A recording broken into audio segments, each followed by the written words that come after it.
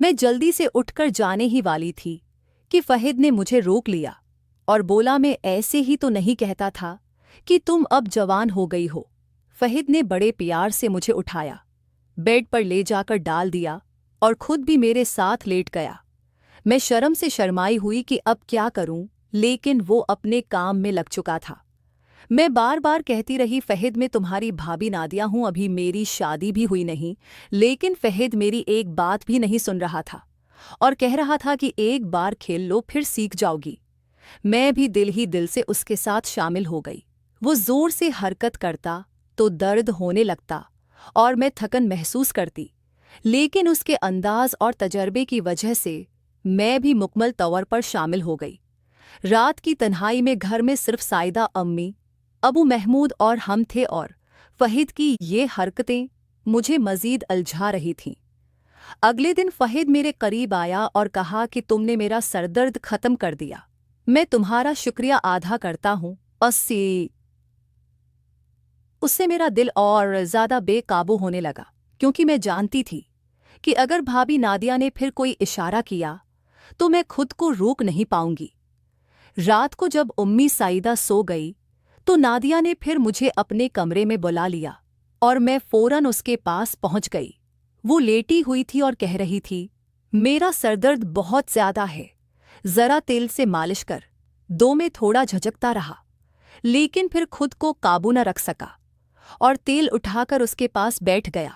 नादिया ने मेरी मदद कबूल की और मैं एहतियात से उसके कंधे और सिर पर तेल लगाकर मालिश करने लगा। और जैसे ही मालिश शुरू हुई वो अजीब आवाज़ें निकालने लगी जो मेरे दिल को बेकाबू कर रही थी। मैं अपने आप को काबू में रखने की पूरी कोशिश कर रहा था, लेकिन हर लम्हा उसके करीब होने का एहसास और आवाज़ें मुझे मज़ीद बेचैन कर रही थी। वो कुछ देर बाद सो गई और मैं खामोशी से अपने कमरे की तरफ लौट गया, लेकिन दिल की धड़कनें अब भी तेज थीं और मैं सोच रहा था कि अगली रात क्या होगा। अगली रात जैसे ही अम्मी साइदा सो गई, नादिया ने फिर मुझे अपने कमरे में बुलाया। मैं फौरन उसके पास पहुंच गया और उसने मुस्कुराते हुए कहा, मेरा सिर फिर से दर्द कर रहा है, क्या तुम मेरी मदद कर सकते हो? मैं थोड़ा झिझका, लेकिन फिर खुद को काबू न रख सका और तेल उठाकर उसके करीब बैठ गया।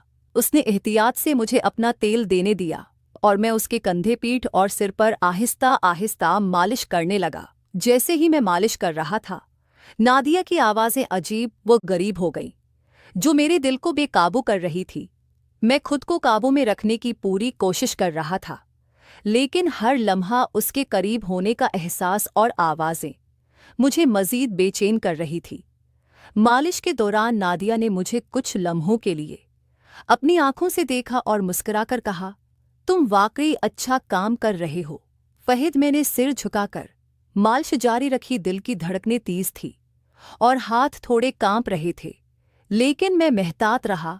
थोड़ी देर बाद नादिया की आवाज़ें कम हो गईं और वो आहिस्ता आहिस्ता सो गई और मैं खामोशी से कमरे से बाहर निकल आया। अगले दिन नादिया ने मुझे शुक्रिया कहा और कहा, तुमने वाकई मेरा सरदर्द खत्म कर दिया। मैं तुम्हारी बहुत शुक्रगुजार हूँ। मैं शर्म से शर्माई हुई और दिल में सोचने लगा कि अगर नादिया ने फिर कोई फरमाइश की तो मैं खुद को काबू में नहीं रख पाऊंगा। दिन भर में अपनी पढ़ाई और काम के साथ मसरूफ रहा, लेकिन रात को दिल की धड़कनें और यादें मुझे सुकून न देने दे। जैसे ही रात हुई और उम्मी सो गई, नादिया ने फिर मुझे अपने कमरे में बुलाया और मैं फौरन पहुंच गया। वो लेटी हुई थी और मैं एहतियात से उसके करीब बैठ गया। तेल की बोतल हाथ में थी और दिल में खौफ और ख्वाहिश का मिला जला एहसास था। नादिया ने आहिस्ता कहा, फहीद तुम हमेशा मेरे साथ रहते हो, यही मुझे सुकून देता है।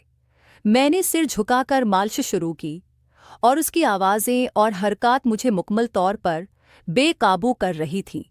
मैं सोच रहा था कि ये लम्हात शायद सिर्फ हमारी तन्हाई और जज्बात की शद्दत की वजह से हैं, लेकिन दिल की धड़कनें और एहसासात मुझे मज़ीद करीब ले जा रहे थे। रात के सन्नाटे में मैं और नादिया खामोशी से ये लम्हे गुजार रहे थे और मैं जानता था कि ये तजर्बा हमें और करीब कर रहा है और हर दिन के साथ ये ताल्लुक और मजबूत होता जा रहा है।